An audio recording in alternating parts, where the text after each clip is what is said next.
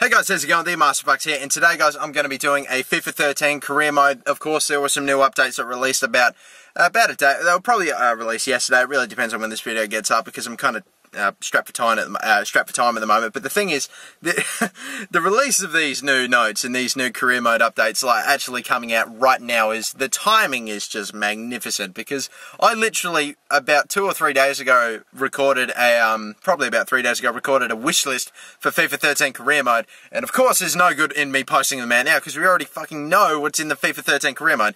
So I mean, there you go. It's just not to say that I'm not disappointed, because it's always exciting when we get to know what's in career mode, and especially recently now as they've completely overhauled career mode in FIFA 12, and so now so now it's going to be great. So anyway, I'm going to have a look at of course they've released these new notes and a couple of screenshots which we'll go through later on. First we'll get these notes out of the way and these new updates or these new features in FIFA 13's career mode. But yeah, in the meantime guys, I'm also, while I'm going through these notes, I'll send you the link to the blog, which is FIFAsoccerblog.com. I don't know if they normally get this much traffic, but they would have maybe, this might be a bit of an understatement, overstatement maybe just under 1 million people wanting to see what's up. And because like legitimately this is the only blog which I've seen, or at least the first credible blog where this actual information has come out from. I'm pretty confident this blog had the first, but yeah, anyway, as you can see, it looks really exciting, the stuff that's in here. Links down below if you want to read the blog for yourself, but for now, we're just going through all the dot points that are on this blog and everything, all the new features. We're going to go through them, and at the same time, because I don't want to put my FIFA 13 career mode wish list to waste, I'm actually going to, what am I trying to say? I'm actually going to go ahead and say if that was in my wish list or not, and we'll see if how excited or whatever. But anyway, moving on. As you can see, here we are on the home screen of the FIFA Soccer blog. As you can see, and we'll scroll down to international management. Was international management on my wish list?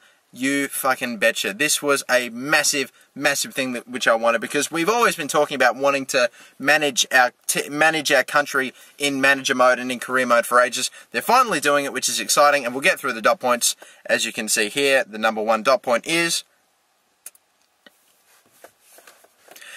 as your reputation as a manager grows in career mode, you will now be offered the chance to manage international teams in addition to the club side you're already playing with. For those of you that need an explanation, pretty much it means that you pick a club, whether that club be a crappy League 2 team or Arsenal or Man City, it really doesn't matter. As you progress, as you build up your reputation, and as you build up your professionalism, and you get some good results, you get some good performances, and like, I don't know, you just do well with your club, you will eventually receive offers from different countries. They'll probably start off as some of the lower-ish countries, maybe around 2.5 to 3 stars at first, and as of course you get bigger and bigger, you become more popular, your reputation grows, you get more performances, maybe you win a couple of cups and titles and leagues and stuff like that, you'll probably end up getting offers from more prestigious countries, or more bigger countries like England, Brazil, Germany, all that lot. So yeah, and no, I'm not actually taking a laugh when I said England, so haha, very funny. Okay, moving on.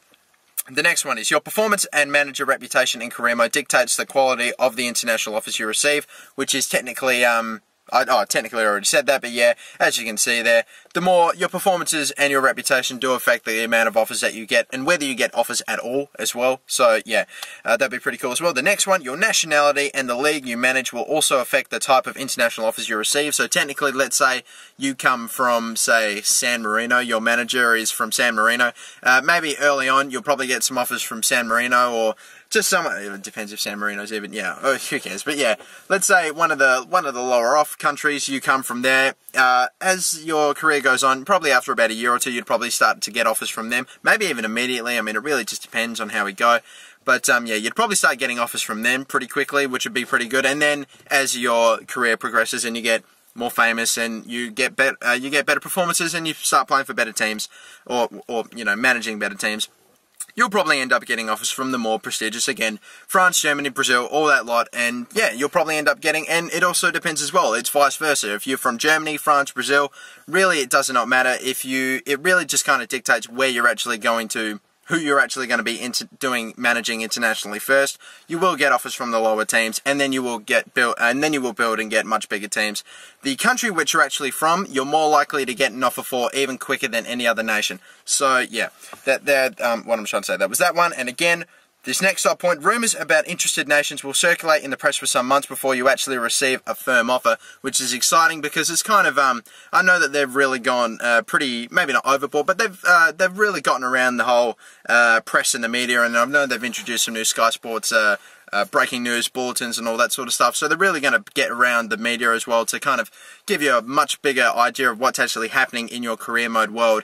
And so of course you'll be maybe just playing normally and you'll be in the middle of July and then all of a sudden, bang, there is a, let's say your name is like J-Bucks, again that's just the name of my virtual pro, but there have been rumours circulating around that Australia are interested in selecting blah blah blah J-Bucks as their manager. These are only rumours at this point, blah blah blah, we'll keep you posted, and all that sort of stuff. So that would be pretty exciting. It's just kind of building up the hype for you, so maybe you don't know if you're going to be getting the job or not, but you'd really have to wait and see. I mean, it'd be pretty cool. Maybe they'll even get you to comment on the possibility, but hey, who knows.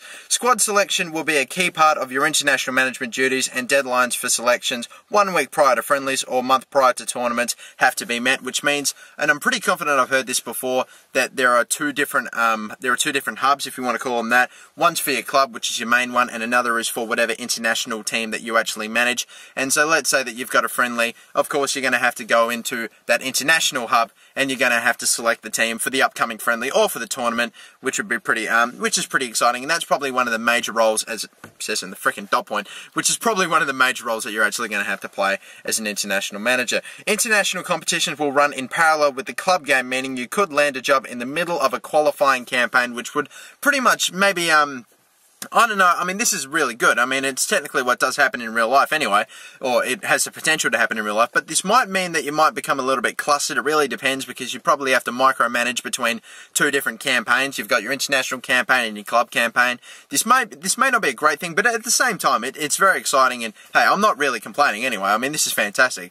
But yeah, just to get caught up in the middle of a season, you might be really, really focused on winning the FA Cup or the Champions League or the Premier League or anything in particular, and all of a sudden you have to switch your priorities over to international, because once you become an international manager, I'm sure that they expect results, or else you'll probably get fired, and that will probably just take your reputation way down, and yeah, it could just be all downhill from there. And the final international management is, dot point, is international management has its own career mode hub, keeping your club and country separate, which is technically what I already said before, so yeah, don't really need an explanation there. And again, moving on. The next one that we're talking about, in-match live score updates. Was this something that was in my wish list? Not particularly. As a matter of fact, this isn't really career mode. This is more, I'm pretty confident that, oh, well, I guess technically it is career mode, really, because, I mean, what other, yeah, well, it is career mode, because what other game modes are you going to be playing? Maybe if you're playing tournaments, but, I mean, who fucking plays tournaments? Okay.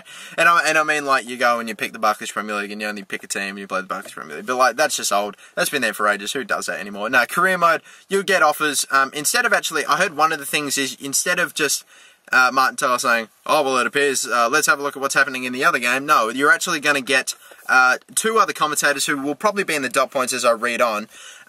Yeah, they'll actually give you an actual, say, oh, and it appears that Clint Dempsey has scored a wonderful, magnificent goal from, and now it's like 3-2 or some shit like that. You know how it is, and yeah. So that'd be pretty cool. Anyway, moving on to the dot points. Whilst playing your career mode matches, you'll now receive audio updates from other games being played in your league, voiced by Alan McKinnon. Oh shit, I don't know. I don't even know how to pronounce that. And Jeff Shreves, of course, which is, yeah, Jeff Shreves. So fucking, I don't know, because I live in Australia and I don't normally get these guys as commentators. I hear mixed things about Jeff Shreves, so it'll be interesting to see. I'll be able to judge for myself. But yeah, these two I honestly have never really heard of, because again, we get a different broadcast in my country, so don't hate. But anyway, moving on, because I've really got to get through these anyway. The live updates cover goal, red card, and penalty incidents, which is going to be good as well. So it's not just, and let's have a look at the new results. So whenever there's a goal, it's exciting. Whenever, does it say yellow cards? No, just red, okay. And it's got an example here as one of the dot points. Shreves, goal at Anfield. Fulham's Clint Dempsey scores a brilliant free kick to make it 2-1. 73 minutes played. Tyler, thanks Jeff. Oh, that doesn't sound like Tyler. Martin Tyler, no, I'm not even going to try it. I didn't even do that, forget it. Okay, you can select, deselect the matches you want to hear audio updates from prior to playing starting your match, which pretty much means, you know how you, right before you select play match, you have the ability to go into game settings and team management. I think now it's going to give you an option to say, yes, well, there are these X game, Y games, they're like, these games are being played at the same time. Do you want to hear audio updates from both of them? And you can go through and select which ones you do or you don't. And I also heard that there's a possibility that you can go through and select teams that like whenever they're playing, they'll always be, like maybe they could be a rival or someone that you're interested in, or maybe someone that you're fighting with for top spot or fourth spot or just a specific spot in the ladder, a team of interest. They'll give you audio updates during their games as well, which is, I think it's a fantastic idea. It's really cool. But yeah, that's pretty much in-match live score updates, which is pretty cool. Now, player stories. This sounds pretty cool. Was it in my wish list? Not particularly, but I still think it has the potential to be a really good idea. We'll get through to the dot points now. Interaction with players is now more regular, and instant feedback received based on managerial decisions. So you know when that annoying guy goes, you know, I've been feeling pretty good lately, and I feel like I really deserve to play in the first game of the season. So Gaffer, what up? Let's get me in the squad. No, I mean, I think you're going to get spammed by players a lot more, which might not be fantastic. But hey, I mean, I might be wrong. So anyway, we'll just keep reading through. Player stories can now run for months into career mode, re-emerging if you go through a bad run of results or where you sell or buy key player. That's not too bad as well. Okay, moving on. Specific player stories also occur when managing an international team, meaning you'll need to keep both club and country happy. So again, you might have to work overtime just to make sure that morale is okay within both camps of international and club. Moving on again. I'm just kind of shooting through player stories at the moment. Fan stories will now make top news in the press based on team performance. So I know that in previous career, in manager modes technically, fan appreciation, I think it was called a couple of years ago, was massive, and it had a lot to do with whether or not you got to keep your job and how you were going as a manager and your reputation. Well, it appears that maybe they're not bringing it back to that extent, but full fan stories are now going to be very important. Fan appreciation might make a massive comeback, or just a slight comeback. But yeah, fan appreciation, your results, and you know how ages ago they got people to what am I trying to say? They got people, like you had a specific player, like a club had a favourite player or a team had a favourite player, and if you didn't play that player, then fan appreciation would normally go down because you were resting their player and you were never playing them. Maybe stuff like that, like little sort of objectives which you need to do to keep your fans happy. I mean, who knows? Again, be a player. I'm going to really quickly shoot through all this because this is literally just Virtual Pro, and while I do enjoy Virtual Pro stuff, I mean, yeah, it'll be good, but we'll just get through this. Okay. Once you've chosen your player, Virtual Pro or Real, you receive a set of season objectives to complete from the manager. The type of player you choose, forward, midfielder, defender, etc., will shape these objectives. So, of course, this is kind of a little bit like what you were doing last year, only a little bit more in depth.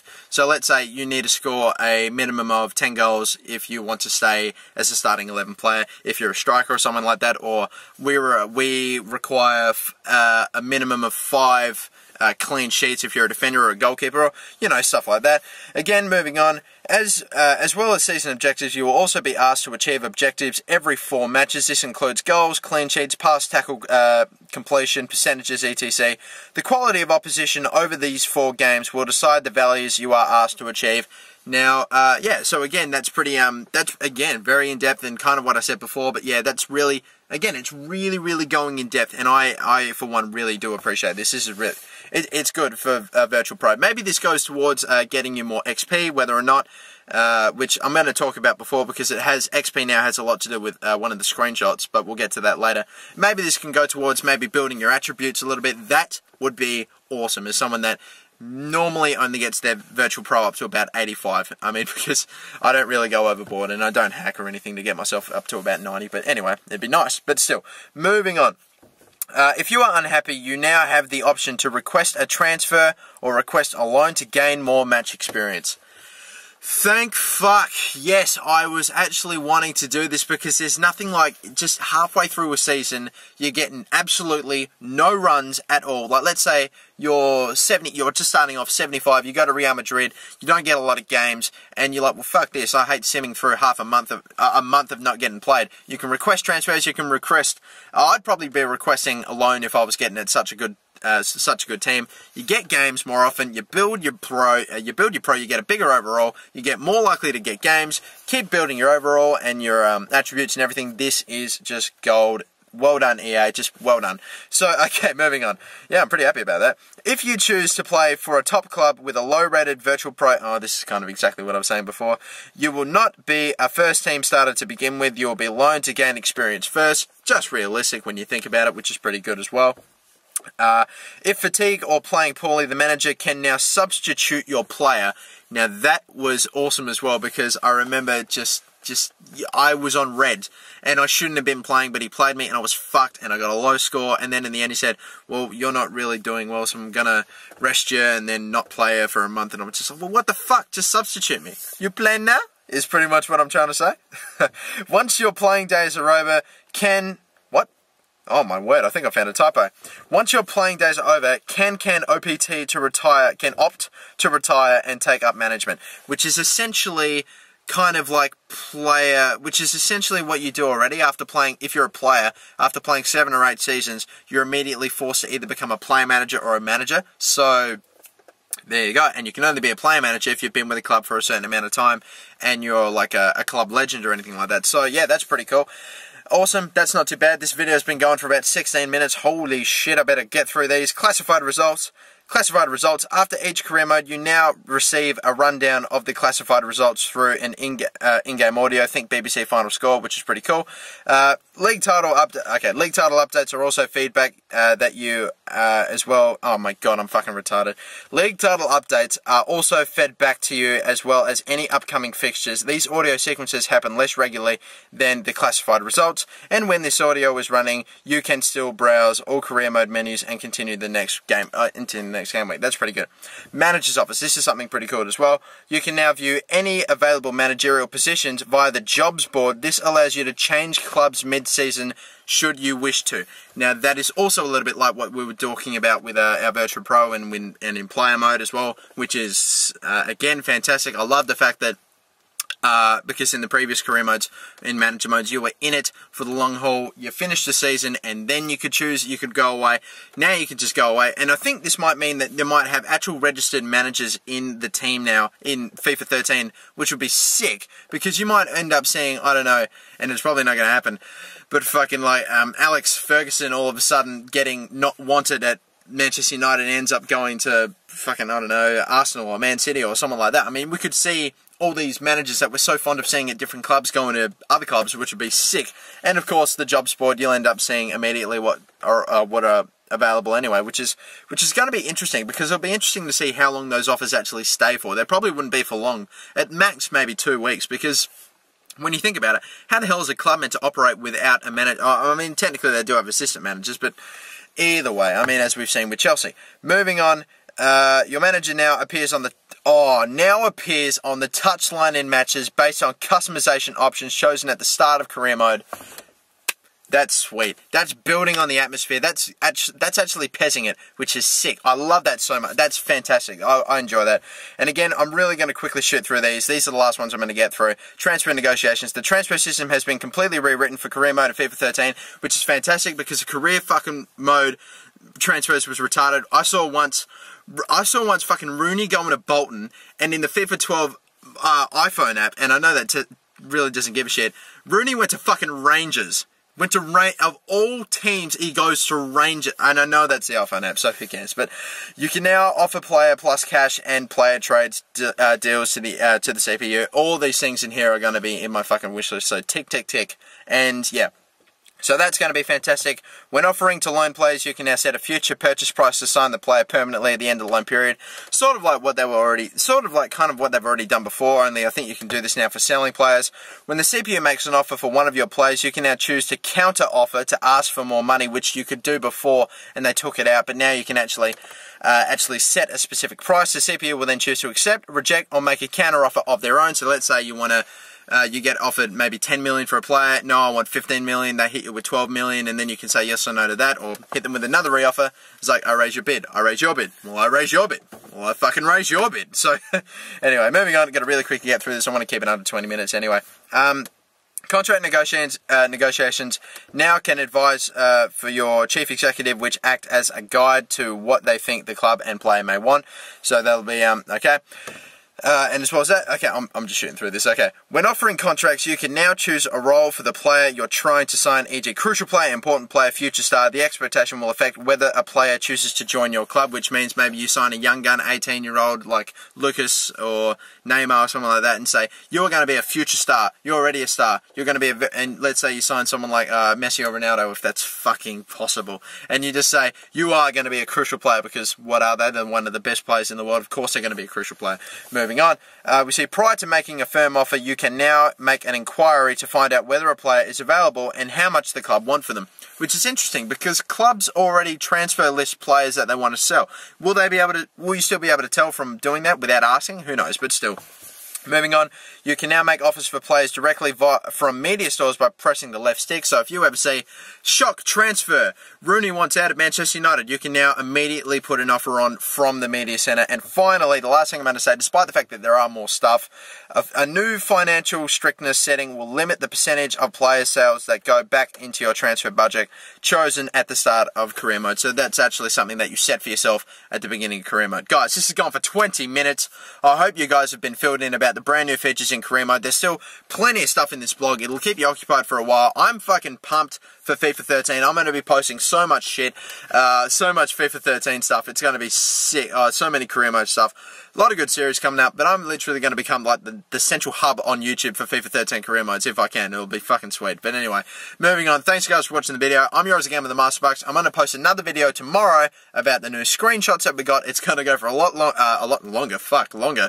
This is probably the longest video I've ever made. Okay, a lot shorter than this video, probably about 5 minutes. And yeah, until then, I'll see you then. And after that, I'll be releasing who's going to be, which team out of Newcastle United and Crystal Palace is the team which I'm going to be using for the next season. So until then, guys, thank you once again for watching. Don't forget to like, subscribe, follow me on Facebook, and like me on Twitter. What? Vice versa. You know what I fucking mean. Like me on Facebook, follow me on Twitter, and guys, that's it for me. I'm yours again with the Master Bucks, and I will catch you next time.